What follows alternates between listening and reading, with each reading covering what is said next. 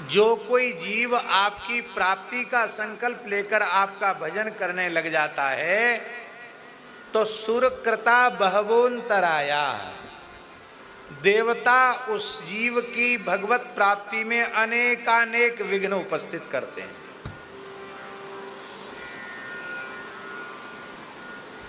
भगवत प्राप्ति के सबसे बड़े विरोधी देवता हैं, कि नहीं चाहते कि जीव को भगवत प्राप्ति हो जाए। सुरकृता बहवोन्तराया, देवता अनेक अंतराय माने विघ्न उपस्थित कर देते हैं। अब प्रश्न उठा कि देवता किस लिए ऐसा काम करते हैं? इतना तो नहीं करना चाहिए उनको, इतना निकृष्ट कर्म देवता क्यों करते हैं?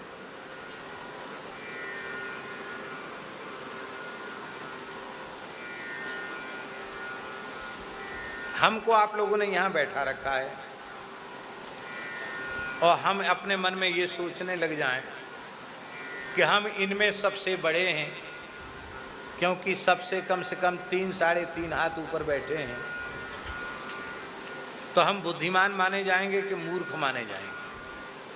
अरे भाई, जो 3 हाथ नीचे बैठे हैं वो भी धरती पर ही बैठे हैं, उनका आश्रय, उनका आधार भी धरती है। और हम 3 हाथ ऊपर बैठे तो भी तो हम धरती पर ही टिके, आसमान में थोड़ी लटक रहे हैं, हम भी धरती पर ही हैं। इसलिए ये ऊपर बैठा, ये नीचे बैठा, ये सब बुद्धि के भेद हैं, वस्तुतः कुछ नहीं है। क्या ऊपर क्या नीचे, सबका आश्रय तो पृथ्वी है।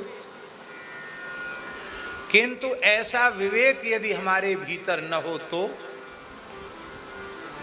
तब तक तो हम इनको आपको सहन करेंगे जब तक आप वहां बैठे हैं, और आप हमसे हमारी खोपड़ी के ऊपर बैठने के लिए तैयार हो जाएं तो हम जब अपने को ही सबसे बड़ा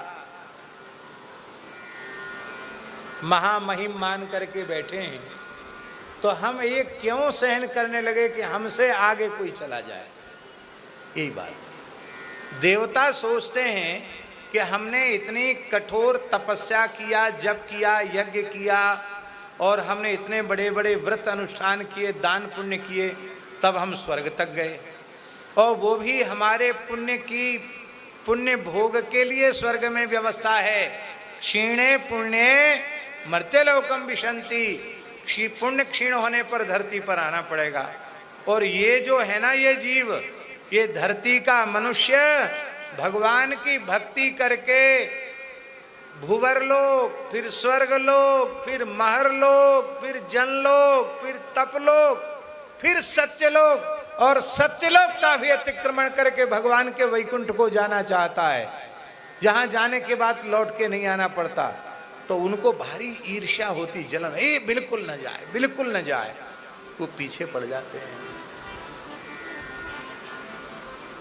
कई बार ऐसा देखने में आता है, जो प्रपंची होते हैं ना, प्रपंची जानते हैं ना, अब प्रपंची की भी परिभाषा बतानी पड़ेगी।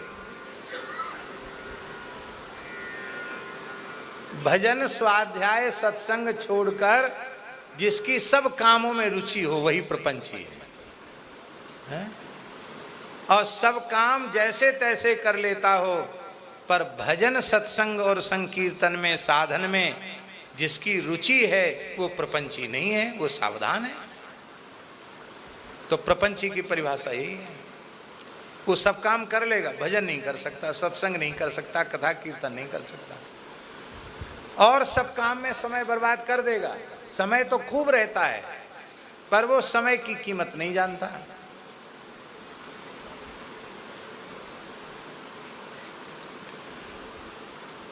तो ये जो प्रपंची लोग हैं ना, खूब ठूस ठूस कर दिन में 2 बार 3 बार 4 बार खाने वाले, देर रात तक जगने वाले, और फिर 8 बजे 9 बजे 10 बजे तक भी सोने वाले, सूर्य की गरम गरम किरणें शरीर पर पड़े तब जगें, ऐसे लोगों के माथे में भी दर्द नहीं होता।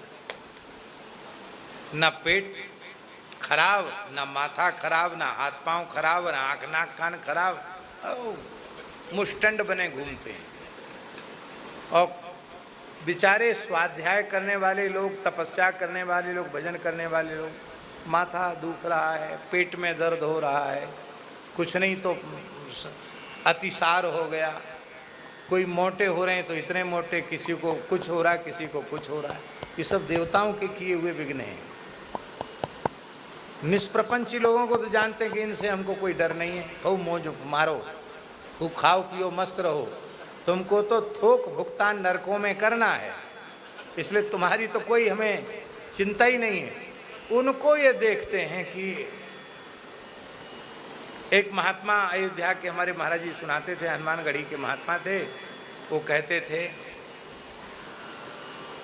महाराज जी को कहते थे, शास्त्री जी इस शास्त्र का नाम व्याकरण नहीं रखना चाहिए। तो महाराज जी कहते क्या रखना चाहिए? बोले इसका नाम है व्याधिकरण। कहते जब तक खाली दूध पीते थे, बादाम खाते थे, डंड पेलते थे, कोई बीमारी नहीं थी। जब से आपके कहने से पढ़ने में लग गए, कभी माथा दुखता है, कभी हाथ पिराता है, कभी पाँव पिराता है, कभी पेट पिराता है, तब हमारे समझ में आए व्याकरण नहीं व्याधिकरण है। और बोले फिर व्याकरण छोड़ा तो व्याकरण तो व्याधिकरण हो गया। और बोले एक महात्मा और था, बढ़िया से पढ़ता था व्याकरण, पढ़ते पढ़ते उसकी नौकरी लग गई, घर वालों से संपर्क हुई, उसका ब्याह हो गया, तो दूसरा नाम हो गया ब्याहकरण। एक व्याधिकरण और दूसरा नाम हो गया ब्याहकरण। इसलिए महाराज हम तो दोनों को जान के हमने छोड़ दिया है। महाराज जी बोले फिर अब क्या करते हो? भजन में लग गए हो? अरे बोले फिर हमने सब काम छोड़ के माला लिया, अब और ज़्यादा परेशानी, ये तकलीफ वो तकलीफ, ये बीमारी वो बीमारी, और माला वाला भी उठा के रख दिया। अब मस्त से खूब प्रेम से पाते हैं, दो ही काम करते हैं, पाना और सोना, दो काम करते हैं। कहते अभी इतने प्रसन्न हैं, कोई बीमारी नहीं, और विश्वास है अवध तजेतन नहीं, संसार अयोध्या छोड़ के जाते नहीं हैं। एक बार सरजू नहाए आते हैं, हनुमान जी का दर्शन कर लेते हैं, कनक भवन का दर्शन, और मस्त पड़ी हुई, कोई साधन वाधन नहीं करते। यद्यपि महाराज जी कहते थे कि वो अच्छे महात्मा थे, वो तो कहते ही थे कि साधन नहीं करते, रोज सरयू स्नान करना और रोज हनुमान जी का और कनक भवन का दर्शन करना क्या कमती बात है क्या? पर महात्माओं की बात है।